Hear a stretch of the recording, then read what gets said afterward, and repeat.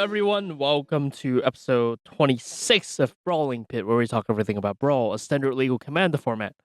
I am one of your hosts, Johnathan Tang. Joining me in the line is Jacob. Howdy.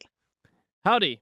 So it turns out episode 26 marks the half-year mark of our podcast, but that also means it's the half-year anniversary for Brawl, the format itself. Excuse me, but I don't know who you think you are, but this isn't a happy year for me. I'm on Well, Mars. you're what? I'm on Mars, okay? 52 weeks doesn't make a year for me. Um, that explains a lot. Well, what exactly does that explain, mister? Your unearthing like behavior. Wow! Are you calling me a Martian? You can believe whatever you want to believe. Wow! I feel so betrayed right now. Uh huh. I do. Uh huh. I thought you understood me. Like, I had one person, one Earthling that really understood me for who I was. Okay. And I Okay. don't. Go on. I'm hurt. Okay. But anyways, a lot of things have happened over the last 6 months for our format. In particular, it has grown and flourished. There has been a Brawl Championship, which, by the way, the winner was Fire Song and Sunspeaker. Surprise, surprise. That was actually very surprising. So turns out that if you board wipe a lot, that's controlling the Honestly, board. I feel like you could probably just like play any red white X deck though. Maybe, I don't know. I'm hesitant to say that, but that's my gut feeling. My gut feeling is wrong about half the time, so We want to take this episode to look back in the past 6 months, to kind of review the format and see what we can learn from it, what the format has taught us as Magic players, or maybe there are directions that Wizards can take and to make the format even better than it already is. it's a pretty good format so far. Yeah, it is a great format. I you know, I'm gonna be honest with you. Like I'm gonna put my cards on the table. At first I was kind of thinking this would end up like Tiny Leaders, Yeah. But it's looking like that's not the case at all. Oh no, this is a lot more successful than Tiny Yeah, Leaders. yeah. Yeah. Because like for Tiny Leaders, I think here's the reason why Tiny Leaders flopped is because for that format, number one is very soft. So if you play like that one commander, you always win basically. Number two, if you are looking for cards for eternal formats for Tiny Leaders, why not just play commander? Then Brawl solves that problem because for Brawl, well, you're only playing standard legal cards. You don't need to worry about eternal cards. Yeah, and this is just Wizards philosophy, but I find myself like I think it's really cool how they came up with it. Maybe it's been done before in the past, but I can't think of anything done similarly in the past like they've done in this scale where like they use a rotating format as balance. So like that way they don't have to keep upping the power level every single year. Mm, They can yeah, yeah, it's I've never seen I'm sure someone's done it before. Some other game developers done it, but I think Magic's been like one of the bigger ones as far as scale and success for using that mechanic, and I think it's wonderful. I think And Magic has done it. It's called standard. right, yeah, right, and well, I mean that's what I'm getting at, and with Brawl too. You know, we're taking EDH, and we're taking one of the inherent problems with it, where it's like for new cards to be effective in EDH, they have to like up the power level up somehow, or introduce a new mechanic which you know indirectly ups the power level. You know what I'm saying? Oh yeah, for Yeah. sure. So like on one hand, it does kind of suck that you have to like reacquire new cards every time or whatever, but on the other hand, you have a very controlled environment for like the meta. Yeah, you do, which is great for our format. Yeah, I think that definitely is part of the reason why our format is so successful is because number one is I wouldn't say it's perfectly balanced, but it's fairly balanced because it doesn't have things that actually like breaks our format right now. Um, but there are definitely things that we can pick up from. So let's look at the first lesson that we want to talk about. And that's in a lot of cases, it's actually a lesson for us too. Is don't judge a card by its cover. What does that mean? Like, you mean like the back of it? Like, well, wait. So how should we like grade our cards then for like quality if we can't judge it by how it looks? Well, what I really mean by that is the format is actually deeper than we thought. I don't know if you remember from episode 1, but when we saw Fire Song and Sun Speaker, our first impression was this card's not good, right? We didn't really give it a second thought because by the looks of it, well, the commander doesn't really want you to play spells that impacts the board. It wants you to play healing spells and wants you to play burn spells, but it doesn't really want you to, commit to the board by playing creatures. It does, creatures are not instants or sorceries, so it doesn't really do anything, synergize anything with your commander. And we thought that was a sign of a bad commander in our format. I Well, still think it's a bad commander, but I well, it mean, turns out, maybe it's better than we thought. it I maybe is really better than we hesitate thought. to say. I really, really hesitate to say that this is like the next tier 1 commander, but maybe Oh it's yeah, better than we no, like thought. yeah, but you know, turns out board wipe was really strong. Turns Like I out said, you I can. feel like, in my opinion, I think that this deck would work even if you like don't have I Fire don't Song and know though. There Sunspeaker. there are a lot of cards in the deck play in the championship that works because it is Fire Song and Sunspeaker. I mean, when you have Fire Song and Sunspeaker out and you cast Star of Extinction, 20 to all creatures and planeswalkers, all of a sudden you're at like 200 and no one can touch you. Mm, yeah, I guess. It just makes you hard to kill.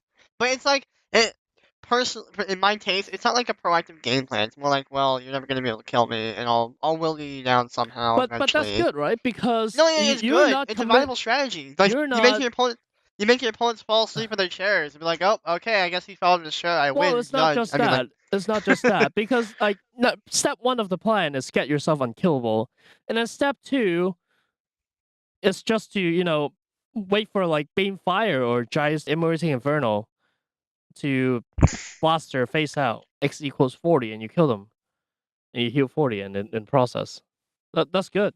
yeah.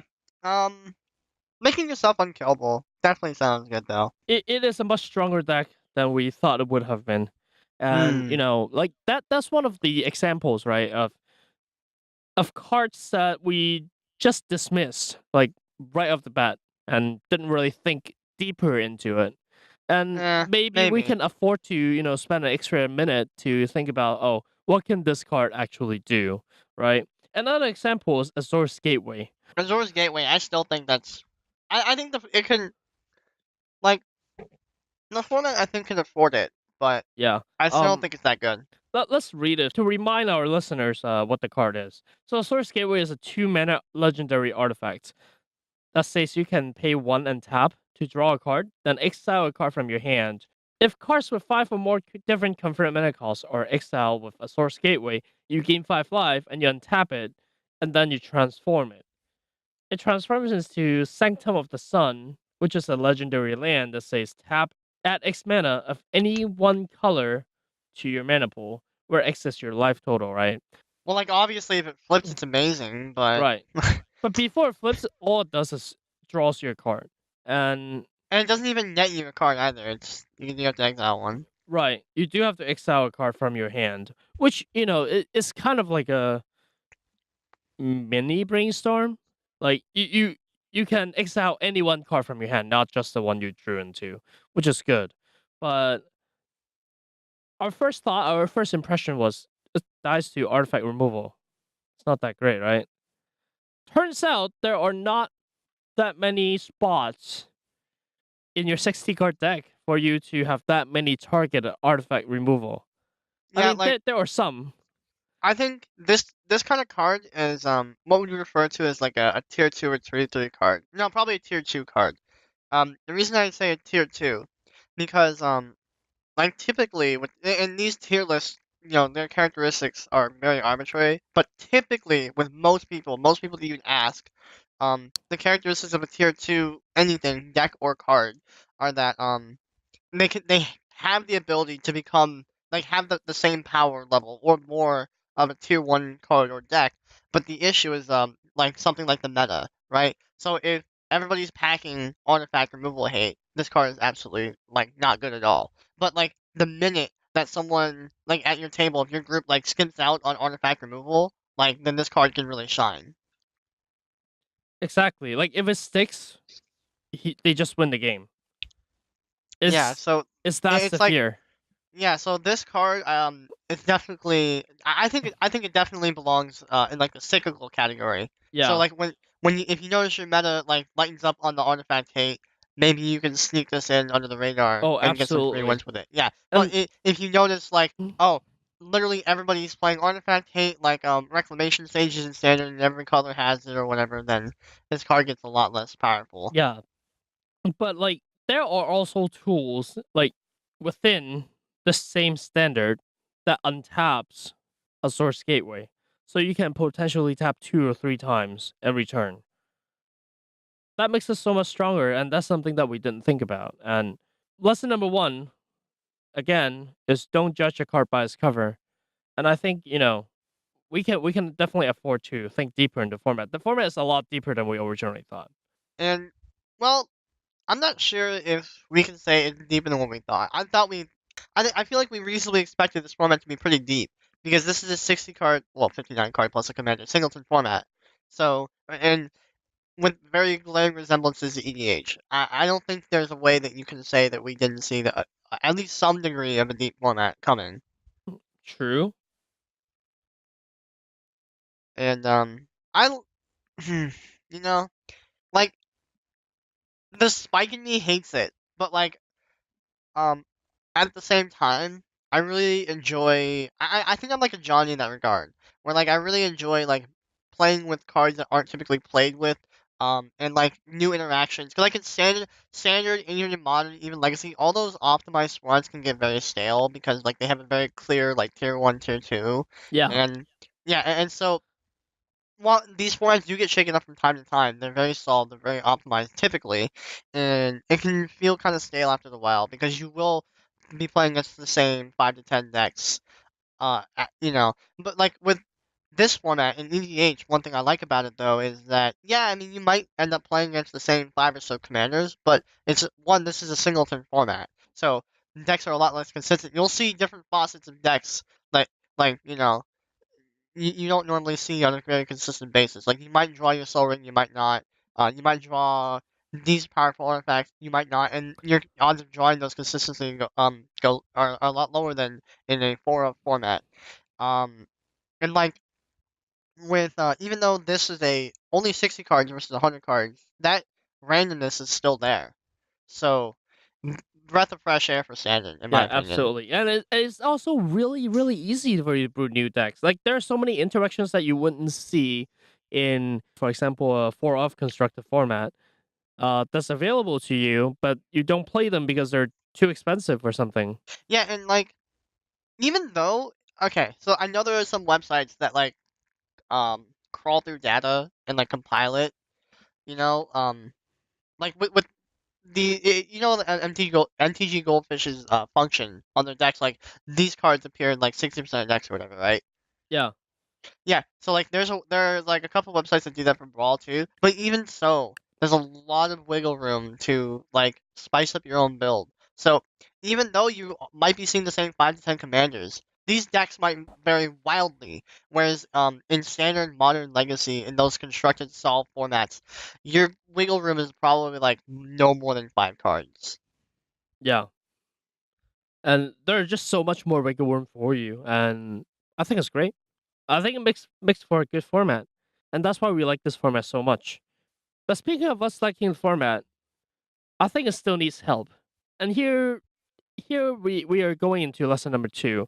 Lesson number two is, Um, More of a lesson for wizards is on top of supporting different color combinations, we also need different archetypes for variability. So what do I mean by that?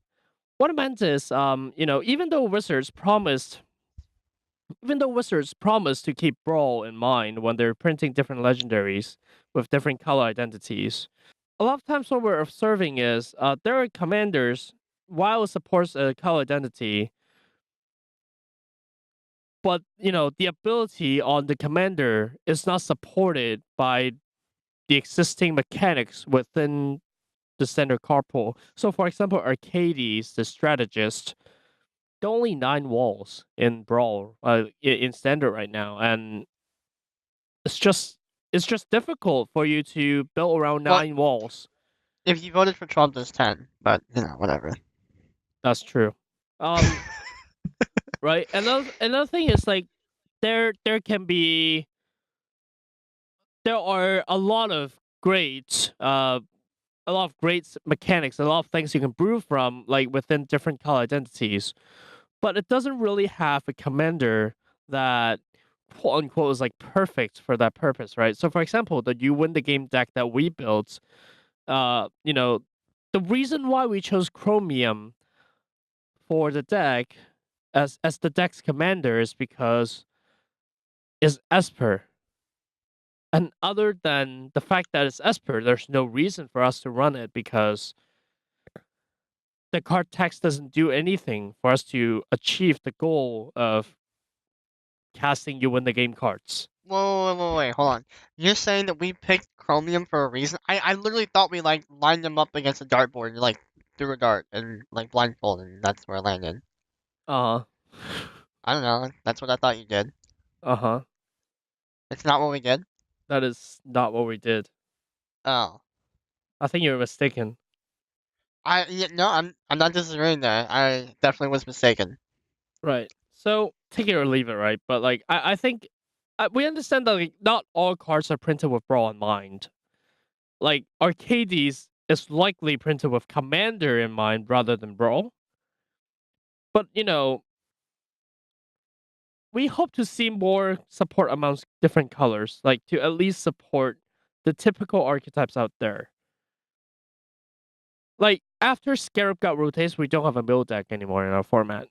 And there's so many mill cards still in standard, but it lost its commander. That makes sense for you to mill your opponent. And Alright, this is a slight tangent, but I just thought of it.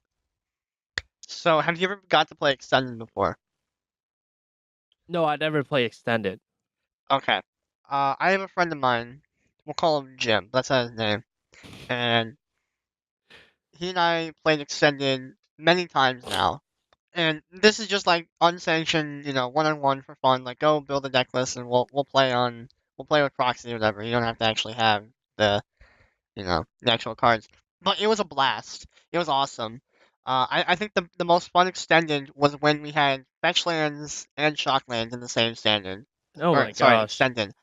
It was so much fun because we yeah we had like literally modern mana base, but but it was limited to like standard like power level. So it was I think this is a long shot and it probably is gonna happen, but I think it would actually be cool if Brawl like converted into like an extended format.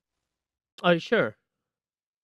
Because like it keeps its rotational like property. I Like see. so the power level is gonna be capped, but it kind of solves that issue of like, well, we don't really have the cards for that. Like it Yeah. because standard is a relatively small card pool. You know. Yeah, that's a very interesting idea to have Brawl to have extended card pools be legal in Brawl rather than standard. I think that's a very, very interesting idea that Wizards should definitely explore. I really like okay, so I like modern. I know as of right now, modern isn't a very popular format because of how optimized it's become. It has really become an optimized format. It's so far optimized modern right now, and a lot of people don't like the way, one, how optimized it is, and two, like what the optimization entails, because like aggro humans is the best deck right now, and I mean a lot of people don't like that, which is fair. Um, I like that, but I also, one thing that I really like about modern is though is how you can brew, but like that is kind of taken away though when you're dying on like turn 3 or turn 4 to a very optimized aggro Yeah, it's humans very list. difficult for you to Yeah, brew good decks yeah. in So modern. like with extended, it's like you get to brew. You have a ton of cards to choose from, but you don't just immediately die, which is nice. Yeah. So um, I haven't thought about like logistics or anything. Like I said, I just thought about like spur of the moment. It would be amazing. I already play this format pretty frequently, but I think I'd have to play like twice as often if it actually like came to fruition. Yeah. That sounds really good. Yeah, I think that's definitely one way out for wizards. To solve the we don't have enough commanders problem. Just make it extended. Good old double standard. Good old double standard. And I'm not talking about anything political with double standard. Definitely not. Nope. Why would anyone be talking about that? So let's move on to the third lesson, and that's to talk about secondary mechanics. What do we mean by that? A lot of times, color and magic has a thing they're specialized in. So, for example, white is really good at board wipes. They're good at anthem effects. Green is good at having big giant creatures and trample and everything. Well, in older formats like Commander, there are secondary colors of a lot of these mechanics where you can sometime put this mechanics in that color, but not all the time. And we don't have that in Brawl. We don't have that in Standard. For example, if you want board wipes, you better be in white because it's not available elsewhere. If you want to ramp very hard, you better be in green, right? We think that's actually healthy for a format though, because it actually sets Brawl apart from Commander. It it focuses our brewing to Yeah, yeah I was to gonna say, um, I think they should like aside from like one or two mechanics, which could use a little bit more support in other colors. I think actually where they're at is pretty good because like for a long time now, um Standard has only had hard board wipes in white. I can't think of a time um within recent history where Standard has had a board wipe that wasn't in white. Like Supreme Verdict was blue white, but it was still productive. You still well need a double white. on two's last reckoning is in black, but it has a huge drawback. It does have a huge drawback, but I think that's like the first black board wipe, like hard board wipe, not like a give everything -3, like a hard board wipe. Um, like that has been the first hard board wipe in not white, basically. That hasn't needed white in so long. Maybe Damnation. And like Hour of Devastation, maybe you can count, but yeah, maybe I'd count Hour of Devastation, but like those besides those two, it's not been very good for board wipes outside of white. So maybe they could add a second color for board wipes, but otherwise, like I think they're in a good spot, and they really want to avoid becoming like Hearthstone, because right now in Hearthstone, there's this class called Druid, and Druid does everything. Like originally, in theory, Druid is supposed to have a hard time dealing with like weenie decks that go wide and like really strong things, and they don't really have a lot of card draw. But now they just gave it everything. It can deal with aggressive decks. It can deal with control decks. It can draw a lot of cards. It can gain a lot of. It can do everything. There's no weakness. So I think that they should strive to avoid becoming that, and that's what I feel like EDH decks have kind of gravitated towards due to the nature of their like their internal characteristic. Yeah, your ability to be able to play blue when you're not in blue is quite strong in EDH, and that makes our format very healthy. But even though the format is healthy, it doesn't mean that we won't appreciate it if some secondary mechanic support is being printed to help us a little bit in some like niche effects that we need. So for example, in red and white, it's so hard to play right now without the card draws and everything. and we will not complain if we have a little bit of like card filtering effects in those colors. I think it's fine if red doesn't have a ton of card draw, like card filtering, as we spoke about previously in our last episode. I think card filtering is fine to have, but like net card draw, I don't. I think it's a huge no-no on Wizards. Yeah, Like yeah, I'm yeah. pretty It's sure definitely they not a red thing yeah to draw cards, but I'm yeah happy with just card filtering effects, and we're not seeing yeah that. Like we're not even seeing a lot of rum mages nowadays. yeah. Maybe I don't even think card filtering is that great of an effect, anyways. Like Tormented Voice wasn't that good, even though it wasn't a net card loss. It was better than in in theory, it was better than Faithless Looting. In theory. But even so, Tormented Voice wasn't like that good. What about So cathartic reunion? yeah, that's good. The issue though with these type of cards is like the fact that you can't do it over and over. You know, Faithless Looting. Well, there's two reasons why Faithless Looting is good. Because one, it's one mana. I mean, doesn't really get a lot better than that. And one mana for draw two discard too. That rate is amazing, right? Okay. Second of all, it has flashback, so you can do it again eventually later. The fact that you can get two uses out of that card from just one card, just from seeing one copy of Faithless Looting is huge. From one copy of Faithless Looting, you get to see in total four cards, and you discard four, Mm-hmm. right? For these other cards, it's only one card and extra mana to see three or two. So that's like part of the like they have to be like for these type of like filter effects to be good, they have to be like really strong, like on the level of Faithless Looting for the mana, or they need to be like I can do it over and over and over again, like Jeskai Ascendancy. Oh yeah, absolutely. So wizards, please give us some tools to work with.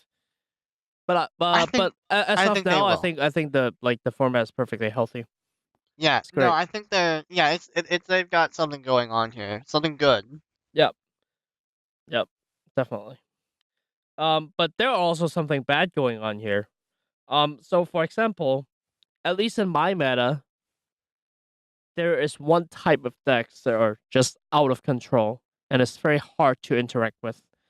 And those are the combo decks. What do you mean? Well, so what I mean is there are different combo decks that people bring to the table. So for example, the Jorah Infinite deck or the Azor's Gateway deck. Um, it's really hard to deal with those kind of things, right? Like for Jorah, once they have like three different artifacts out, even if you destroy their artifacts, they can easily bring back what you just destroyed. Um, for Azor's Gateway, yeah, you can blow it up, but you have to have the card in your hand in order for you to do that. And once they go infinite, once they go off, and there's no stopping that. So it feels like that we need like a little bit Yeah, of and tools to help us combat these combo decks. So for well, example, like Angel's Grace would be a great card to, it won't really impact standard, but actually, uh, there are two things that I'm kind of almost disagree on there. So one, Angel's Grace would break Scanner even more than it is because Turbo Fog is currently like the tier 1 deck. okay. Yeah, you're right. Oh, Nexus of Fate. Yes. Why are you a thing? Yeah. That's another thing. So, Like Nexus of Fate goes infinite in Brawl really easily with oh yeah. Tatiova. And like the reason why these decks exist is because the format is so slow. Yeah. And because the format is so slow, these like clunky, combo-y, greedy decks don't get punished as often as they do or they should. Yeah. So people like to speak badly or poorly on aggro, but in reality, you need it. Oh yeah, It's a you very do. necessary force in your meta. If you don't have it, then what we're seeing now in Brawl is going to be like much worse. Yeah, absolutely. So a lot of people think, oh, just give it a force of will, but force of will is like kind of like a band-aid solution. It doesn't really solve the issue of you're allowing these greedy decks to go unpunished for being too greedy. Aggressive decks really keep your format honest. Yeah, absolutely. So I think the better answer is yeah. I mean maybe you can give us a few more tools, but I would like to see Wizards take the high road and don't go. I know I compare this to Hearthstone a lot, but they're another card game. Hearthstone took the approach of crabs, where like if you were playing a deck that got blown up by crabs, it was a complete blowout. Like you basically lost on the spot. I like yeah, it works because it does tip the win rates towards the direction that you're trying to get them to, but I don't think that's healthy game development. I think they should take the high road and be sure that aggro decks um are good enough to have a force in the meta, have a say, but obviously they don't want to overstep that and make them too good. Yeah, aggro decks will definitely help, and it actually looks like that they're taking that direction right now with mentor being a thing in Ravnica. Um, Looking at all the mentor cards, they're just so powerful and Brawlers, and maybe that will help our situation a little bit. But I don't know. I still don't know because all the combo decks have blue in it, and it's hard to interact with when you are in red white, for example. And also, like, aggro is difficult to pull off in multiplayer games. Yeah. It just is. Because you have, like, the game isn't over once you kill one guy. The game is over when Mhm. you win the table, Yeah, and basically. once you kill one person, everyone else is gonna come at you. And so, like, yeah, it sucks because, like, if you spend all of your resources, like, killing one person, you're out of resources, and like you said, everybody comes at you, so because of that, the optimal strategy now becomes play, like, a little bit of a clunkier, a little bit greedier of a mid-range deck, so Yeah, that you can have staying power, but by doing that, you've now stepped off aggro, and you're permitting that greedy combo player to execute his combo and not be punished for, playing, like, non-optimized cards, or playing off curve, or not doing anything. yeah. So So maybe give us some tools like this is a really hard problem. I don't know if it can be super fixed. so I don't know. In Commander, there's an effect that kind of solves that problem, right? On Saskia, the Unyielding, I think that's what he's called. But he's a blueless commander, so white, black, red, green, and for 3/4 with haste and vigilance. But it basically says when it enters the battlefield, name an opponent, and combat damage dealt to any opponent will also due to that opponent you named. So Yeah, like that is a creative mechanic that really incentivizes attacking. I yeah, think that's cool, and it also solves the problem of not having late game staying power, and that you're effectively dealing double damage. You're getting rid of two people for the price of one. right. That helps a lot. I don't know if they're interested in literally reprinting that card or even that type of effect, but that is a really great example though of what they theoretically could do to like give aggro that push it needs. Yeah. That ties into the fifth lesson that we want to talk about is perhaps space for supplemental products. So right now, Brawl and Standard have different ban lists. I don't know if you know. But I didn't know that. Brawl and Standard, for example, Brawl, Chief of Compliance, even though it's rotating out soon, that is illegal in Brawl, but legal Are in we also Standard. losing a stifle? We are losing a stifle. We're losing both Uh, stifles.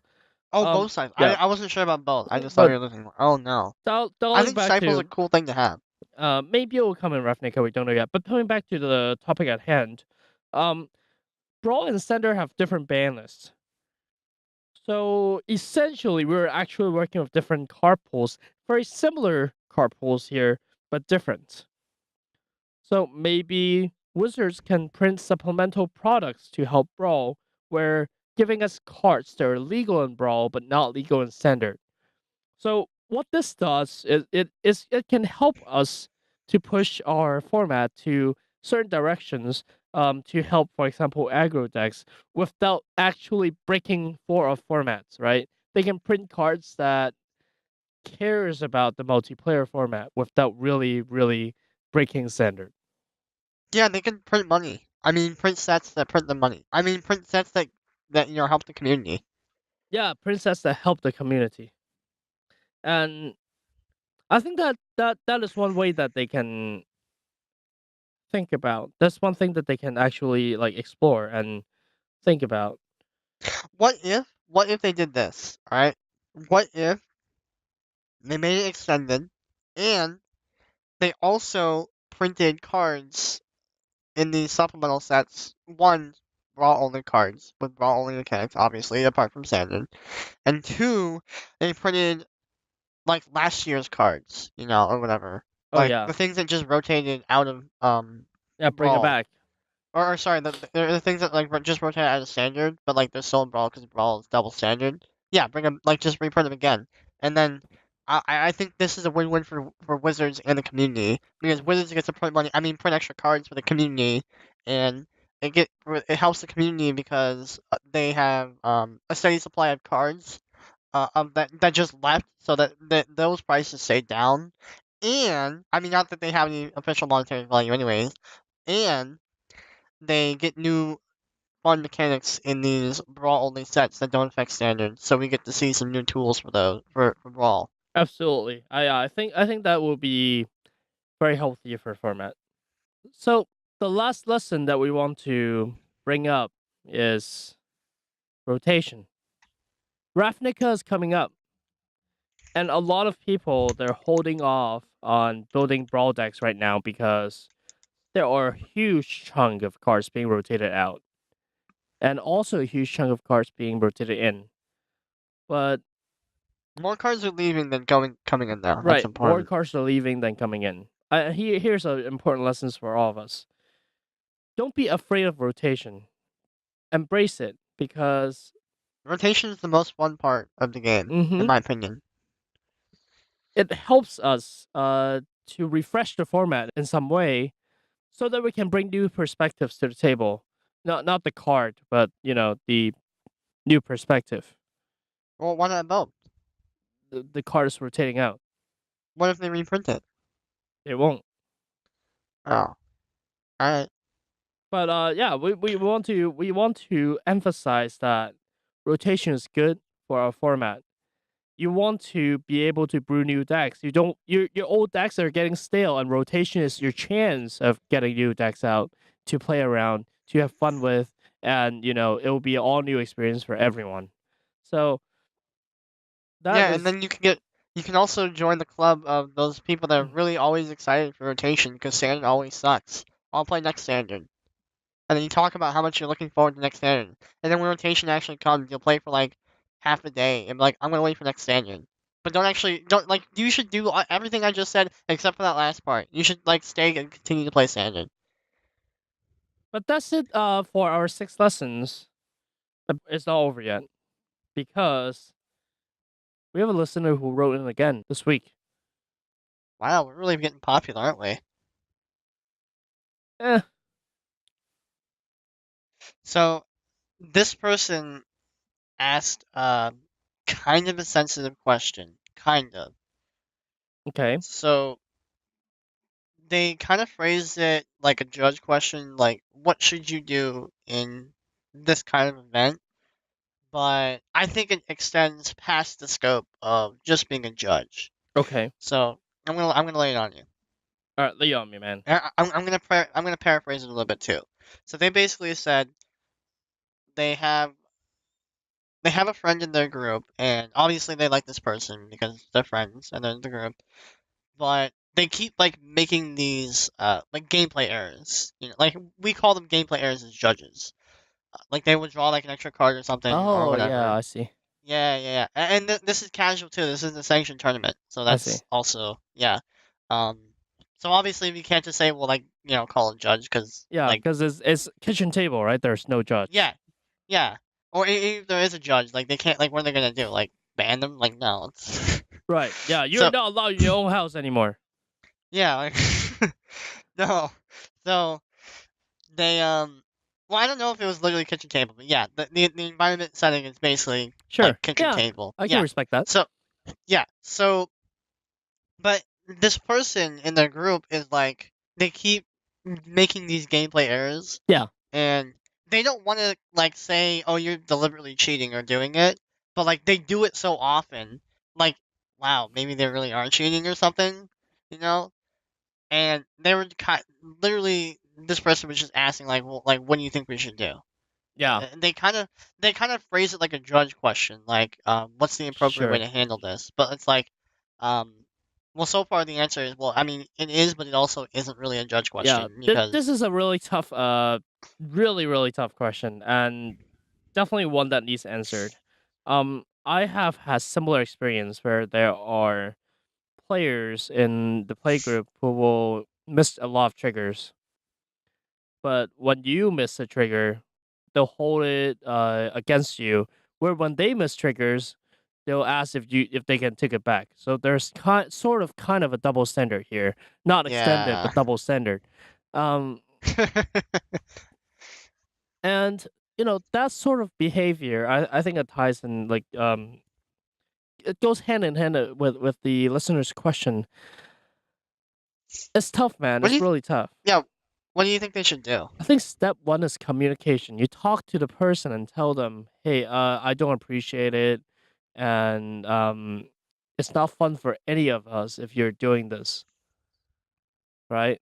So you talk to them, tell them how you feel, and express the fact that this is getting unfun to a point that you know, it's just not fun for anyone. Like, ask Yeah, them, is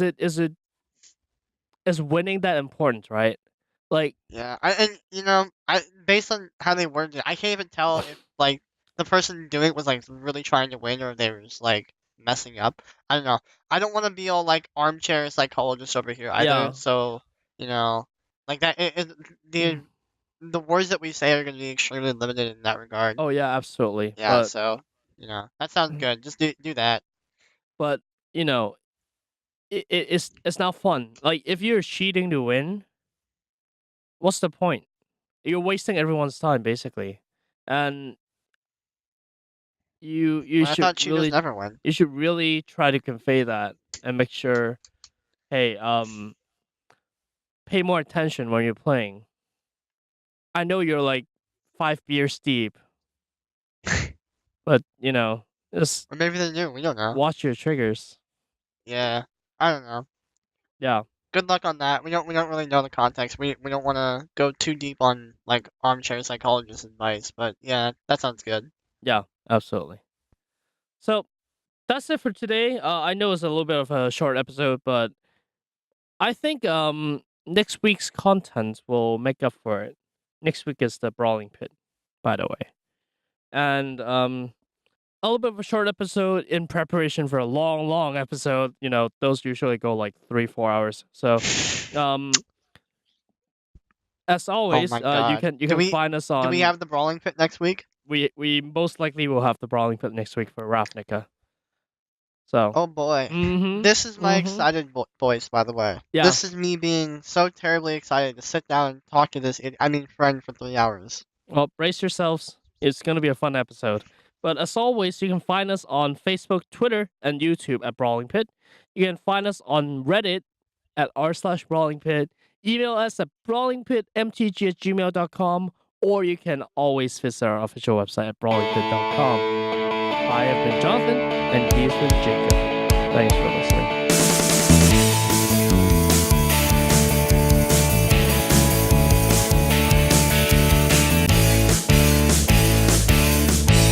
Hey Jonathan, Hey. have you seen the recent Nintendo Direct? No, I haven't. What about it? Oh. Well, apparently Luigi's Mansion 3 is going to be coming out. Not sure Okay. if you played it. Have Okay. you played the first two? I played the first one. I haven't played the I second liked the one. first one. I didn't play the second one either, but I really loved the first one. Yeah. Sounds good. I do have a Switch, Yeah. so is it coming to the Switch? I think so. Oh, exclusively for the Nintendo Switch. Okay, there Now you I go. remember. There you go. There you go. Yeah. There you go. Yeah. Perfect. Yeah. Yep. So, I don't personally have a Switch, but my friend does. So, whenever that comes out, I'll be hogging the Switch if he's not already doing it. Oh, you mean I'm not your friend? No. Okay. Another thing I actually heard there's an Animal Crossing character coming to Smash Bros. Switch version, and I'm like, really, Animal Crossing. It doesn't feel like Yeah, no, it doesn't feel like a Super Smash Brothers kind of thing, yeah, you right. know. Like But you have this like cute dog character trying to fight Pikachu. yeah, but this sucks. I can't remember her name. What's her name again? Isabel.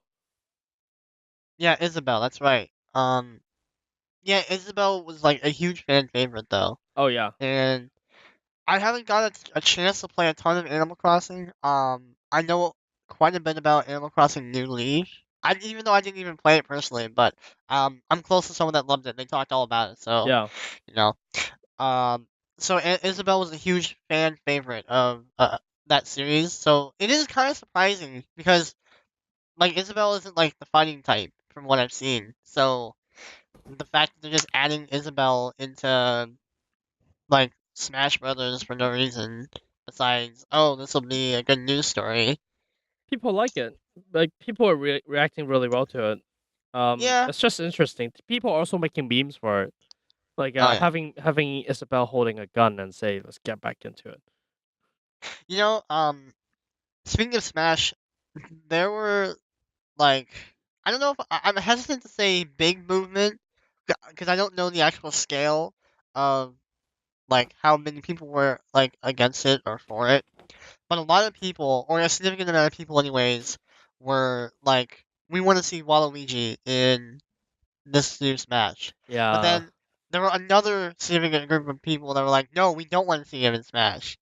yeah, And as far as I know, they didn't comment on that. yep. Sad. But Oh, did you hear that City Skylines is going to be coming to the Switch? oh, I didn't know that. Yeah, I know I love Animal City Crossing is Skylines. coming to the Switch. Oh. Yeah, nobody cares about that. City Skylines was a great game. I didn't know that game. Oh. It's on Steam, right? It's actually not. It's actually kind of fun, but it's like, it has its flaws. Mm. What Yeah, it's kind of fun. game is it? It's a city building game. Oh, Kind of I like see. Sim City. I Yeah. see. Yep. Cool. Well, Yep. so listeners, go get your Switch now. A lot of things are coming to the platform. You don't want to miss out, Hey, okay. This is actually somewhat Magic related. What if Magic partnered with Nintendo and ported NTG Arena onto Switch? dude. Oh my gosh. Take my What? money. Why didn't they do that? Yeah, why what? Probably, What's wrong with you, wizards? Go probably talk to money. They Nintendo, probably, please. I'm sure they tried and they couldn't come up with a Oh figure. man. Yeah, I but would like if they could agree, that would have been oh huge. yeah, I would play the hell out of the game if that's the thing. Dude, please. Yeah. Nope. Please. Nope. This would have been the time too, because MTG's a new engine, new arena, new experience, new platform. Like, Yeah. but couldn't strike a deal. I guess. That's what Oh I'm guessing. There's man. no. I highly doubt that Wizards didn't think of it. And if they didn't think of it, then I guess Wizards corporate is as incompetent as everybody memes about. But I'm choosing to believe that they're not that bad. I think that they did try, or Okay. they investigated putting MTG Arena on the Switch. Okay. Yeah. I don't know. What do you think about that? I think that listeners should all go and get their Switch right now because a You lot of should write things are to coming. you should write to Wizard support and say put NTG Arena on the Switch. Uh-huh. Do that. Do that. With enough people support, we can make it happen.